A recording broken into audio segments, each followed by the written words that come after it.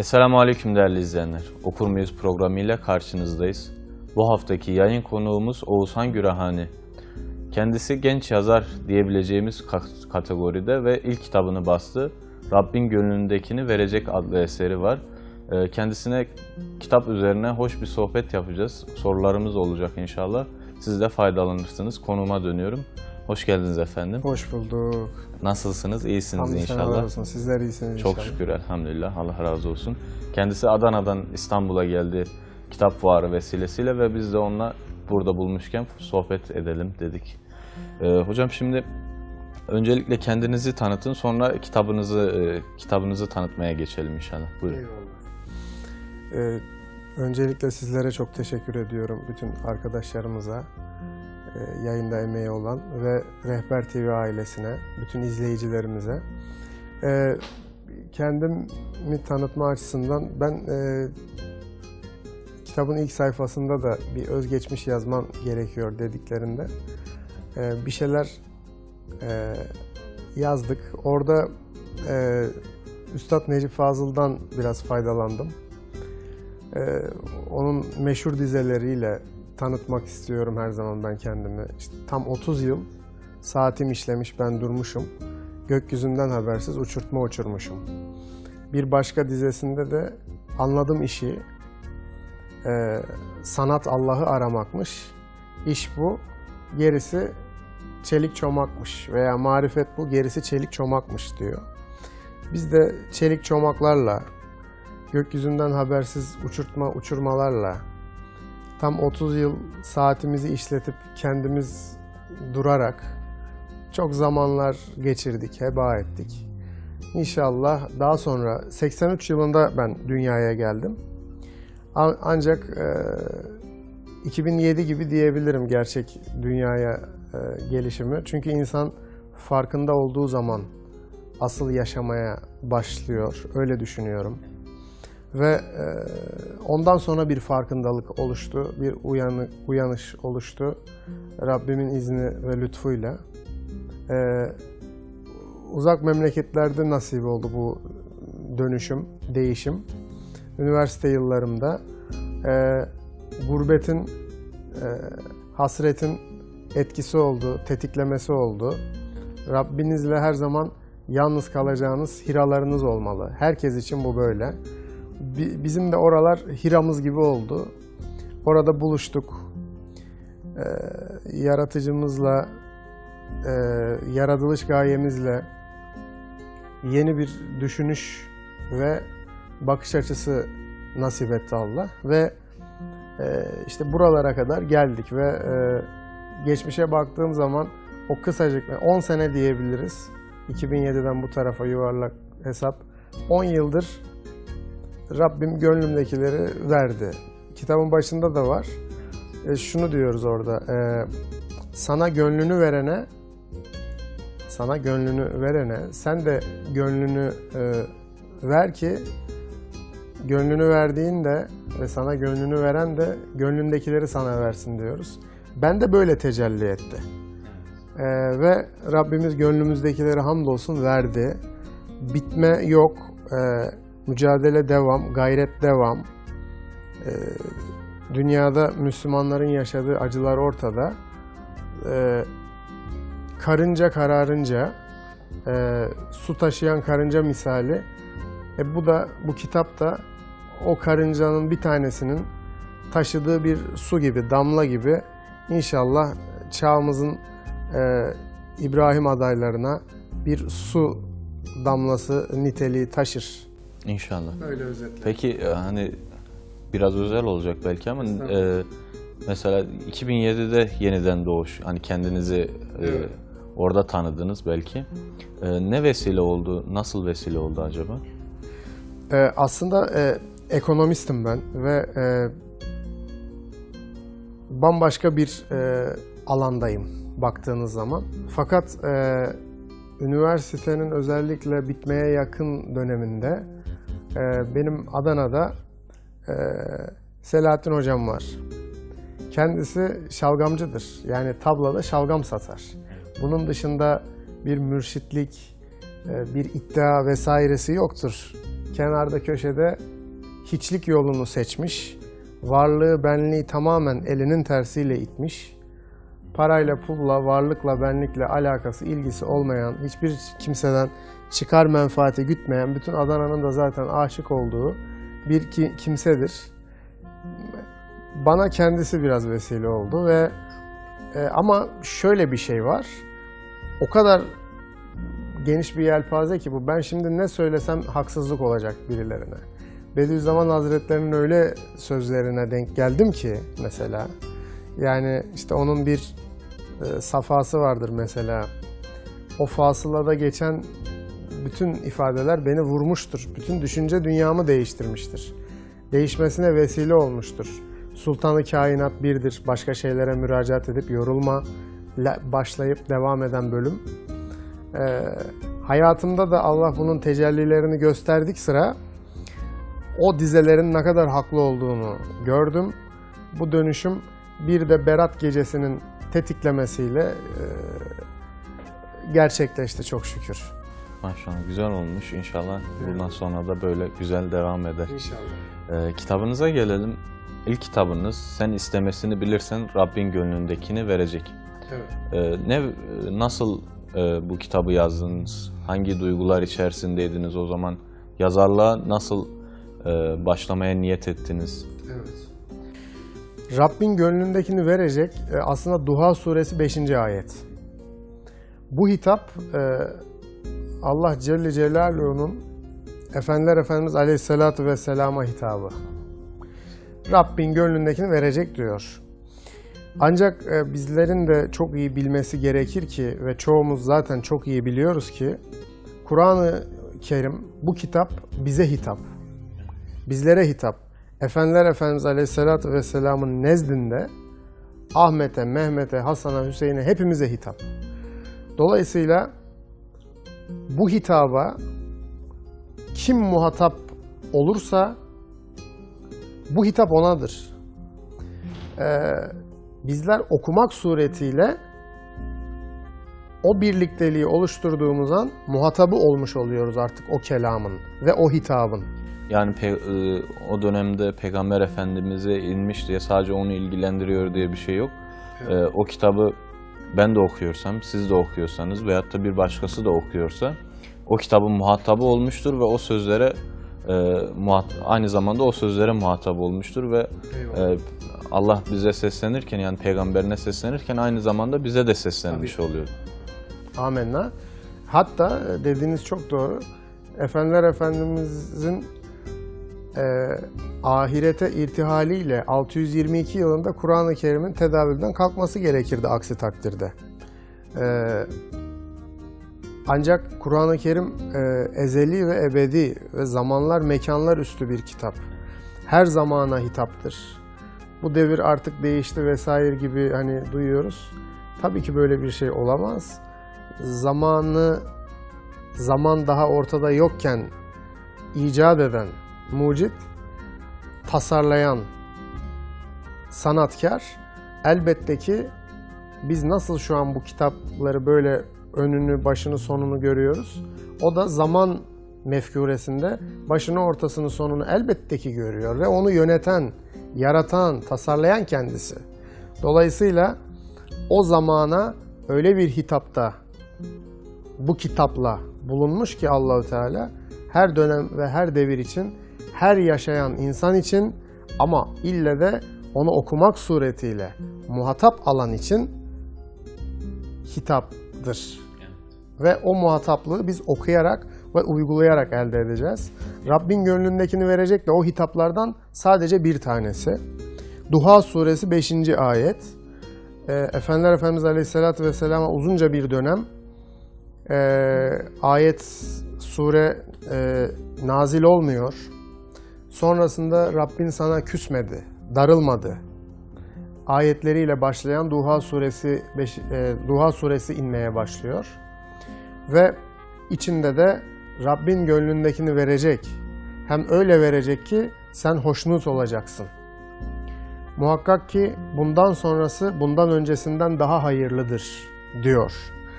Bizler Müslüman olarak, insan olarak her zaman şunu isteriz.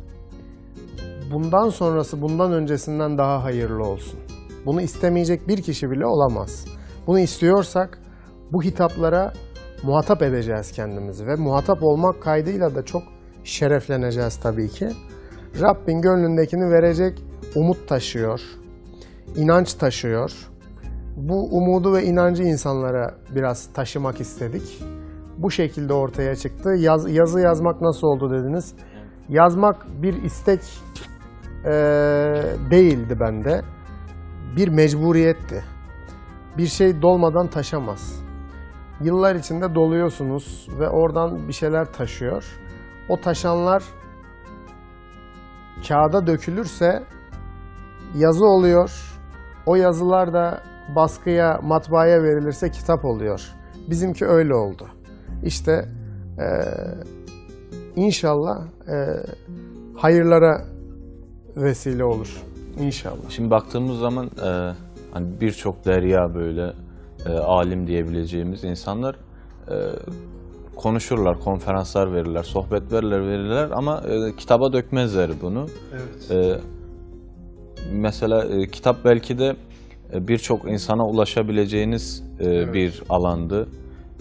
Aynı zamanda bir nesil mesela şu anda bastınız ama belki yüzyılları aşabilecek bir kitap oluyor. Yani kütüphaneye koyduğu zaman bir insan nesilden nesile, elden ele gidebilecek bir kitaptır.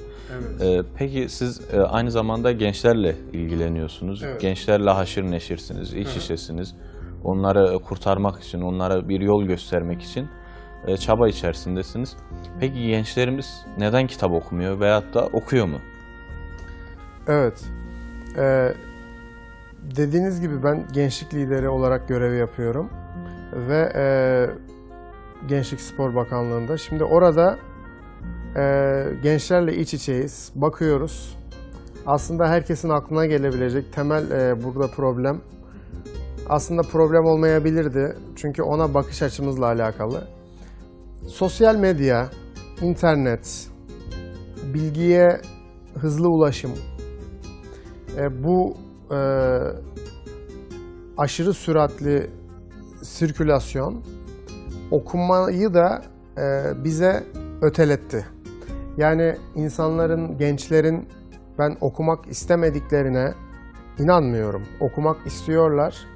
Ancak bunu ne zaman yapacaklar? Yani o başlarını telefondan ne zaman kaldıracaklar? Yani kim o telefondan başını kaldıracak da o telefonu koyacak da açacak bir kitap okuyacak? İnanın yani genç kardeşlerimiz varsa... Şimdi konuşmanızı böleceğim, çok özür dilerim. Estağfurullah.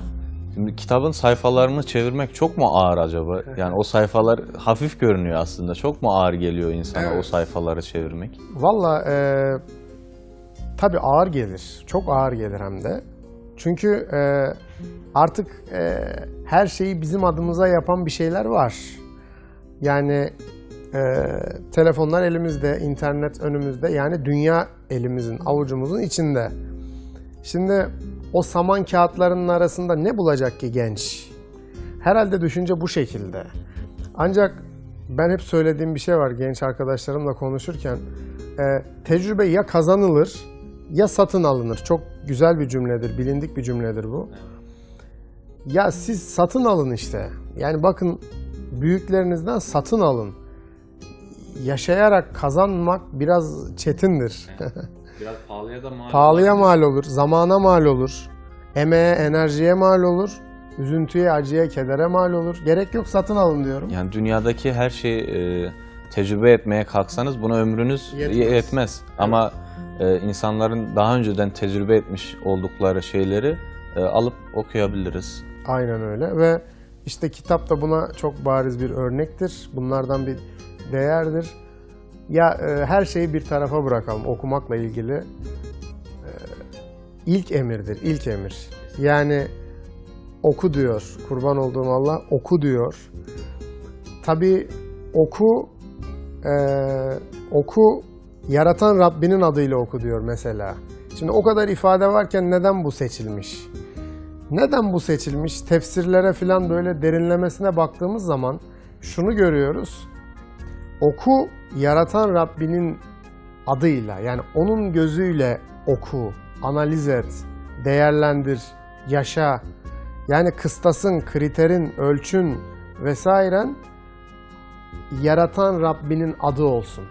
O onun adıyla, onun bakış açısıyla, onun perspektifiyle bak olaylara ve o şekilde oku. Yani analiz et anlamında oku. Oku anlamında değil, olur mu? Kur'an-ı Kerim hem zahiri hem batıni anlamlar yüklüdür.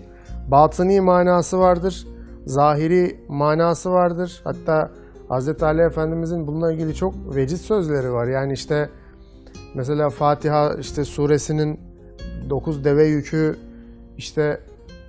anlamı olduğu, binlerce anlamı olduğu filan, bununla ilgili ifadeler vardır.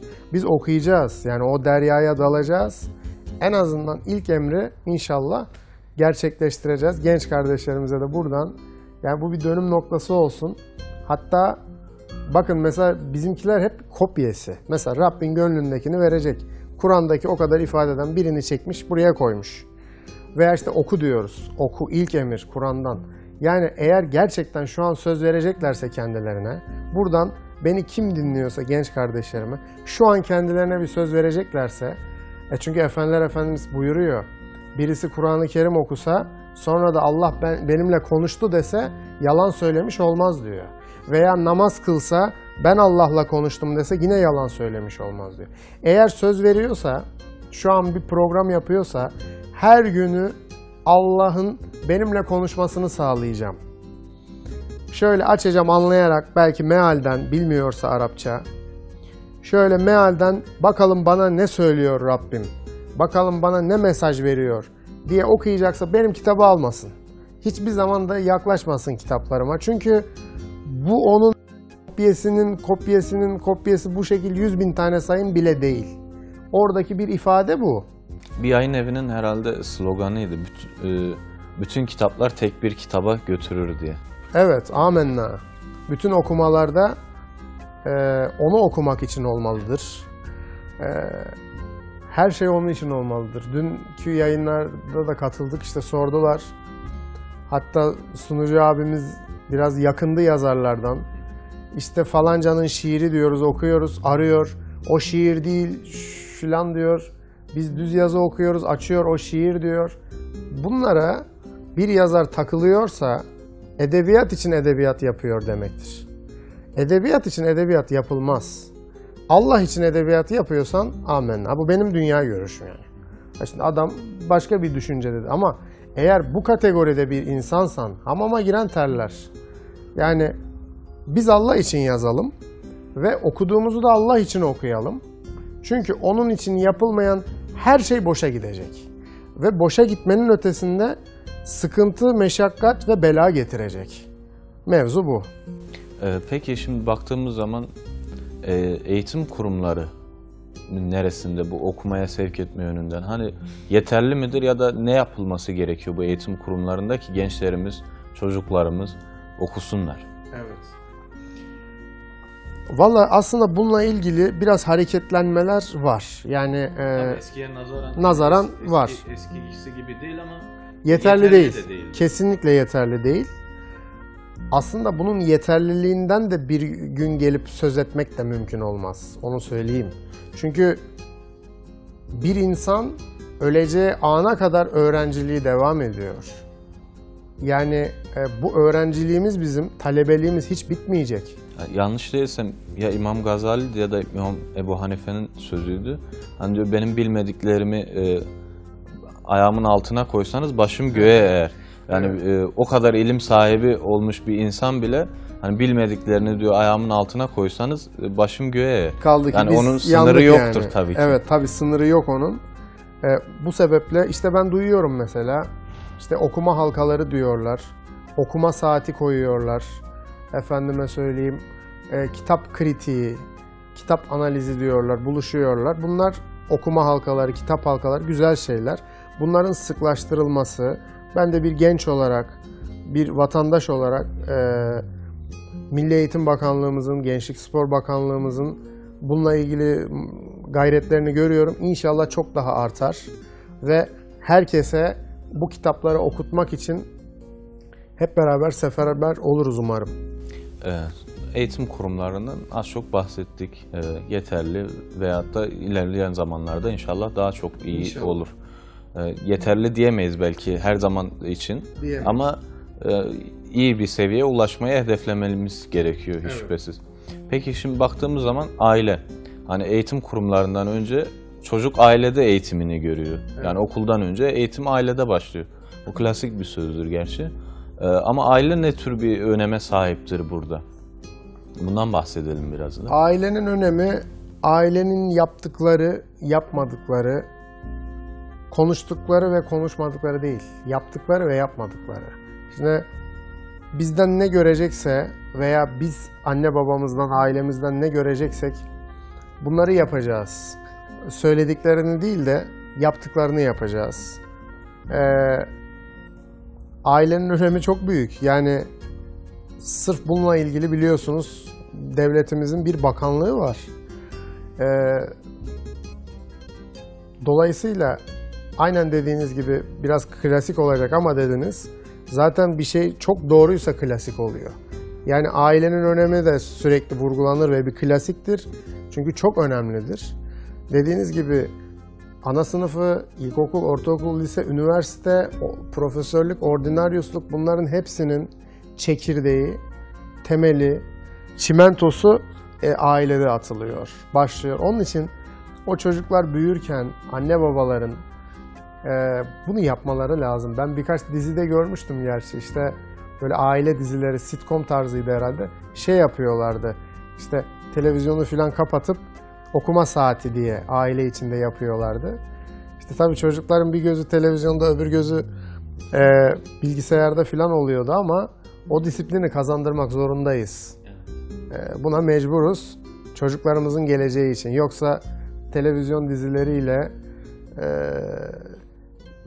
bir nesil harcanır gider. Kesinlikle. Hocam kitaptan nasıl başladığınız, kitaba nasıl başladığınızdan biraz konuştuk. Biraz da içeriğinden bahsedelim diyorum. Hani eline alan izleyicilerimiz, sizin okuyucularınız neler görecekler? Ve ekleyeyim sorum, mümkünse eğer bir pasaj okur musunuz? İnşallah. İnşallah okuruz. Valla eline alan aslında biraz şaşıracağını düşünüyorum ben. Şöyle hani baktığımız zaman kitaba bir kişisel gelişim kitabı gibi de görünüyor. İşte biraz arka kapak okunsa işin tasavvufa kayan yönlerinin olduğu görülecek. Biraz içine girilse insan psikolojisiyle ve nefisle ilgili bir kısımlar görecek ama genel itibariyle, özet itibariyle bir tasavvuf kitabı. Yani ben söyleyeyim şimdi izleyicilere, hani elinize aldığınız zaman normal bir kitap değil yani. Evet. Hani böyle sıradan alışılmış bir kitap değil, hem baskısıyla hem içindekilerle. Evet. Yani alışagelmiş dışında bir kitap. Evet. Sağ olsun, evet. Nesil Yayınları gerçekten bu anlamda özenerek bir iş yapmışlar. Kapağından sayfa tasarımına kadar gayet farklı. Kitabı eline alan içinde kendini bulacak. Çünkü ben şuna inanıyorum. Hani bir ayeti kerime var ya, nefsini bilen Rabbini bilir. Şimdi kendini oku derler hani. Ben de şöyle diyorum. Kendini oku, sonra okuduğunu yaz, insanlara ver, onlar kendilerini okuyacaktır. Çünkü yine başka ayeti kerimede var. Hepinizin yaratılışı birinizin yaratılışı gibidir diyor Allah-u Teala. Veya başka bir ayeti kerimede hepimizin bir olduğuna işaret eden ayetler bunlar. Biz ona kendi ruhumuzdan bir nefes üfledik diyor. Falanca memleketli insana yapmadık da size yaptık filan demiyor.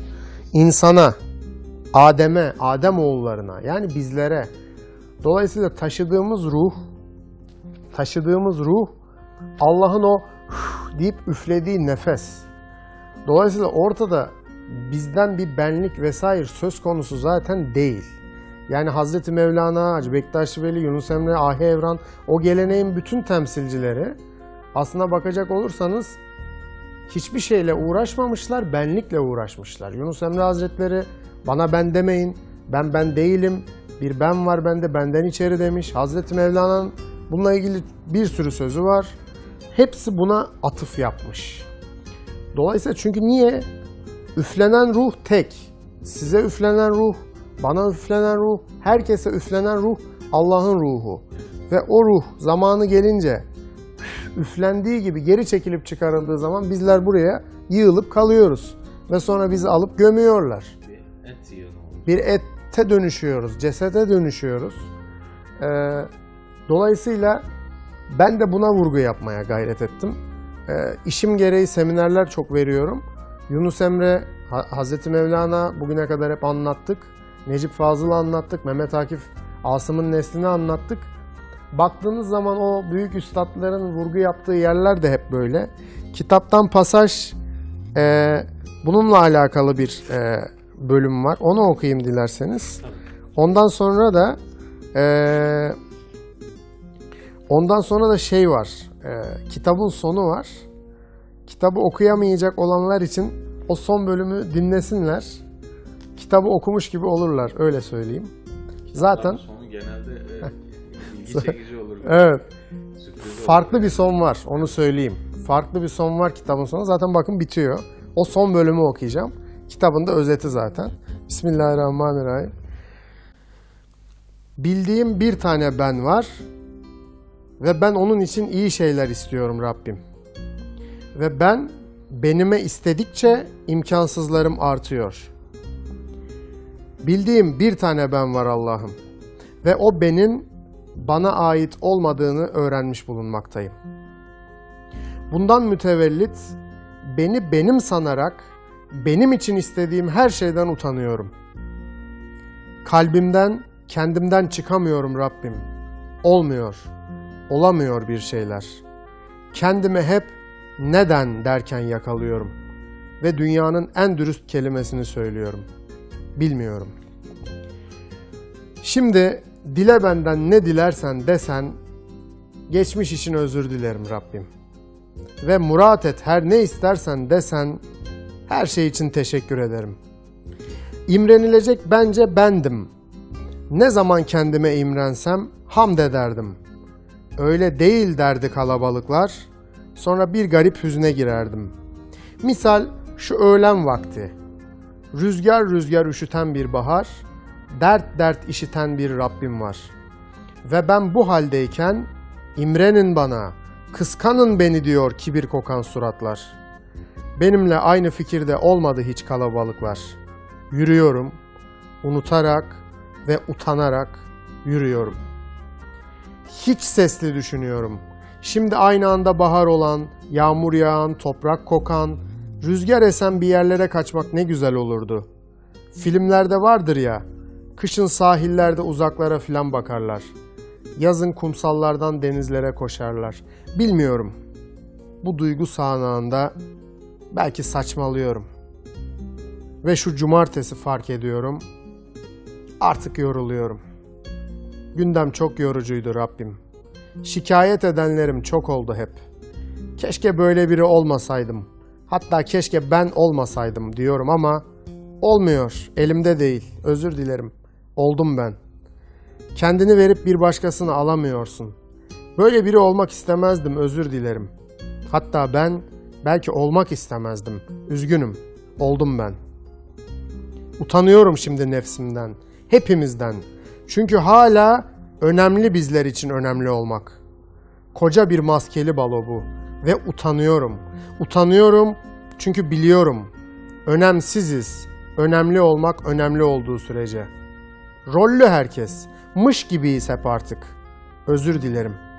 Ben değişemedim. Dünyayı erken aldım Rabbim ve şimdi bitti. Ahiret mi? Ondan korkuyorum. Daha iyi biri olamadım Rabbim. Tenkit edilesi biri vardır ya, işte hep o kişi oldum ben. Şimdi dile benden ne dilersen desen, geçmiş için özür dilerim. Ve murat et her ne istersen desen, utanır. Her şey için teşekkür ederim. Biz de size bu yazdığınız güzel sözler için teşekkür ederiz. Ben teşekkür ederim. Hakikaten içinizde ne varsa onları dökmüşsünüz. Eyvallah. Güzel olmuş. Değerli izleyiciler de baktıkları zaman bu güzelliği görecektir inşallah. İnşallah. Hayırlara vesile olsun inşallah. Peki hani başladınız bu yazarlığa. Şimdi aklında veyahut da zikrinde böyle bir iş, yazarlık düşünen bir insan için ne söylersiniz? Her insan yazar olabilir mi acaba? Evet, zaten her insan yazardır bence. Çünkü şöyle söyleyeyim, yazmak, konuşmakla susmak arasında bir şey. Mesela ben sustuklarımı yazdım, konuştuklarımı yazmadım. Sustuklarını yazsınlar, eğer bu düşüncede olanlar varsa. Sürekli zaten herkesin konuştuğu şeyleri yazmasınlar. Yani önce sussunlar, sonra sustuklarını yazsınlar. Daha içten olacaktır. Daha kalpten, daha gönülden olacaktır. Ve mümkün olduğu kadar, inşallah başta ben riayet edebilirim buna. Bizim bol bol susmaya ihtiyacımız var. Sükuta, sessizliğe ihtiyacımız var. Ki o iç sesi demiyorum ben, hiç sesi diyorum. O hiç sesi konuşmaya başlasın. Ve o konuştuğu zaman yazmak zaten sizin elinizde bir şey olmayacak. O mecburiyet olacak. O konuştuğu zaman yazmamanız gibi bir seçenek yok. Onu yazarsınız. Bizde böyle tecelli etti.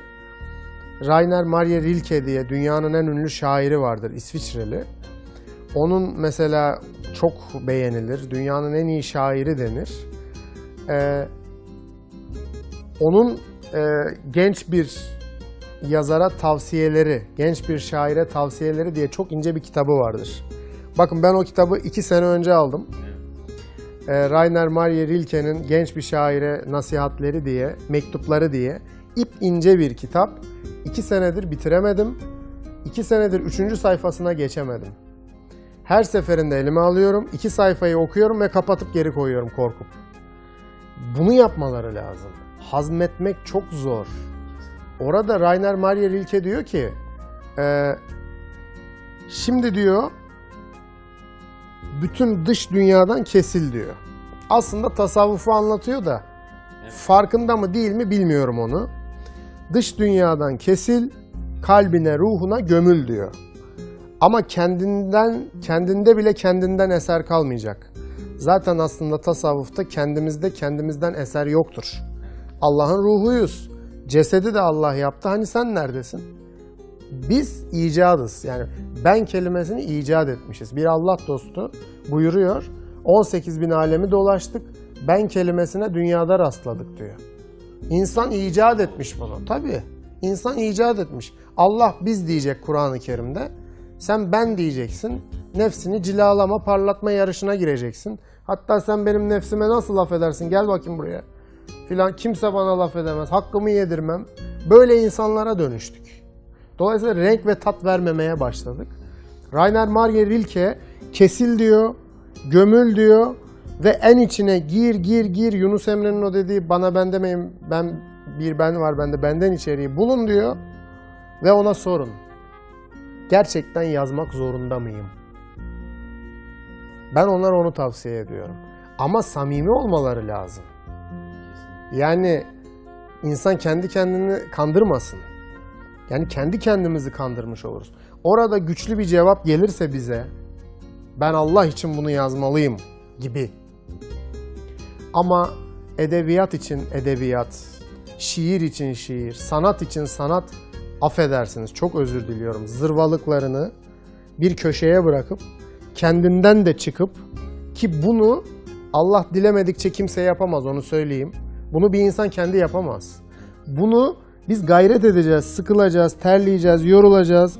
Aman böyle Allah Allah diyeceğiz. Allah da bakacak.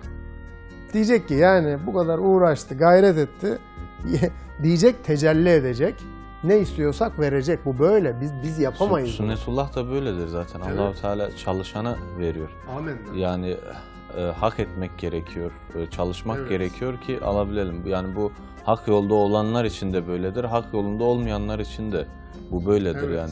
Dünyada insanlar Herkes çalıştıklarını alırlar. Alırlar. İnsan için eliyle kazandığından başkası yoktur. Ayeti kerimesinde de var. Çalıştığından fazlası başkası yoktur. Diğer bir başka mealde.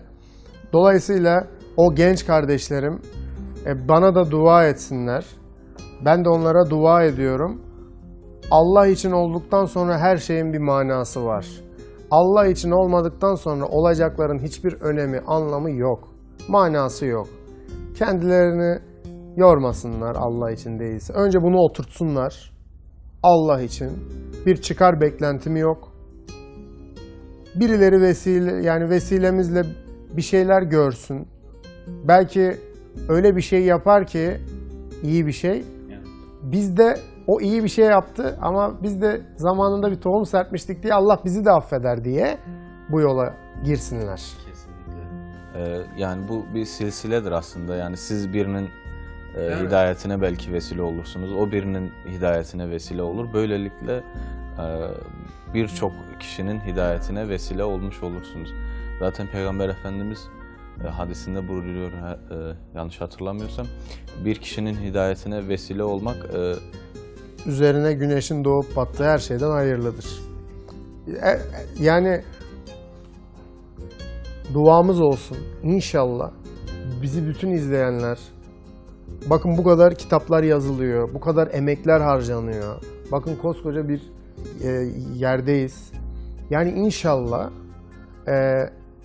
bu alanda, bu anlamda emek eden, tohum serpen herkesin o tohumları bir gün en az bir kişinin hidayetine veya hidayetinin bereketlenmesine vesile olur da onların hatırları hürmetine şu fakirler de hadi geç bakayım sen de derler. Bizi de affeder Allah inşallah. Duamız bol olsun. Şimdi teknoloji çok gelişti. Evet. Herkesin elinde cep telefonları, tabletler. Şimdi e-kitaplar da çıktı. Evet. Bu vesileyle insanlar sanki biraz kitap okumayı teknolojiye tercih eder oldular. Bunu nasıl önleyebiliriz? Neler yapmak gerekiyor? Ya da teknoloji bizim söylediğimiz kadar korkunç bir şey mi? İnsanları yanlış yola sevk eden bir şey mi? Nasıl kullanıldığıyla alakalı. At sahibine göre kişniyor. Yani o Google'a, YouTube'a ne yazarsanız o çıkıyor. Dolayısıyla yazan sizsiniz. Teknolojiyi yönlendiren sizsiniz. İcat edenler, mucitleri farklı. Ancak her şey sizin elinizde. Hiç kimse size hiçbir şeyi zorla yapmıyor. Ancak kontrol noktasında da bir otokontrol veya şey olması gerektiğini düşünüyorum. Ben açık konuşayım. Yani ben biraz açık konuşayım. Diziler. Tasvip edilecek gibi mi? Yani herkes elini vicdanına koysun, söylesin. Aslında herkesin kanayan yarası, toplumun kanayan yarası bu. Yani insanlar otobüslerde ya da böyle bir sohbet ortamında herkesin şikayetçi olduğu bir konu. Fakat bu konuda hani gerekli adımların da atılmadığı bir konu maalesef. İnsanlarımızı ifsada sürükleyen bir furya başlatılmış ve bu furya devam ediyor. Gençlerimizi onların ellerinden almamız gerekiyor. Aynen öyle. Normalleştiriliyor. Bu çok tehlikeli. Yani mesela anormal bir şey görüyorsunuz. Anormal bir durum var ortada, bir vaka var. Ve onu ekranda gördüğünüz zaman o artık normal. Niye? Orada gösterdi. Yani orada işte Behlül işte birisiyle bir şey yaptı. Tamam yani. Öyle değil ya. Normal değil. Sen kendi ailen için bir düşün bakalım. Normal mi bu durum? Yani bunun için yani bizler şerefimiz, namusumuz, belli değerlerimiz için yaşayan bir milletiz.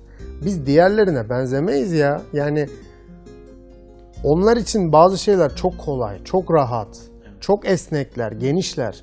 Biz böyle geniş olamayız. Yani bizim bir değerlerimiz var. işte kültür değişim işte programları, hiçbir şeye laf etmek için söylemiyorum ama benim kimseyle değişecek kültürüm yok. Yani almak isteyen varsa buyursun gelsin. Her kültürden de etkilenelim. Bütün kültürleri kabul edelim. Irkçılık, asabiyet ayaklarımın altındadır. Bu söz herhangi bir devlet başkanına şuna buna ait değil. Peygamber Efendimiz Aleyhisselatü Vesselam'ın hadisi şerifi.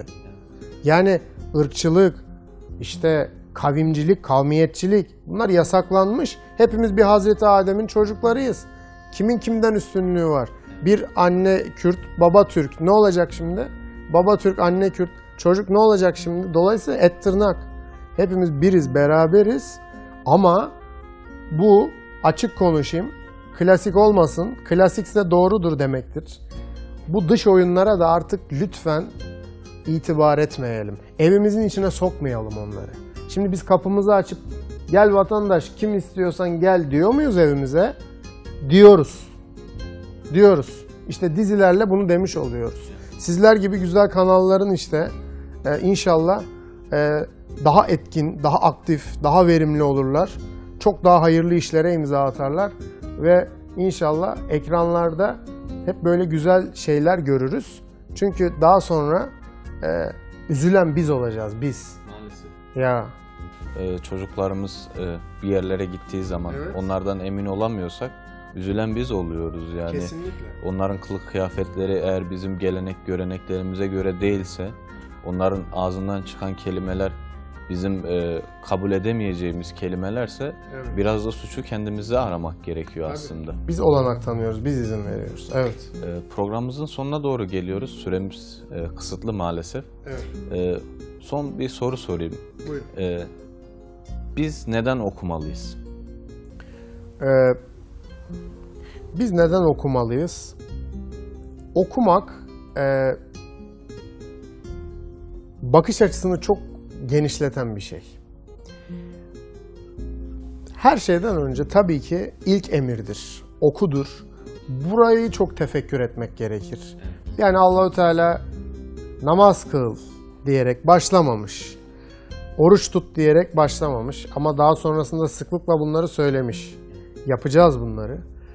Okuya bir vurgu var. Bu vurgunun peşine düşmek lazım. Bunda derinleşmek lazım. Her şeyi yoktan var eden güç neden oku diyerek başlamış? Bütün her şeye.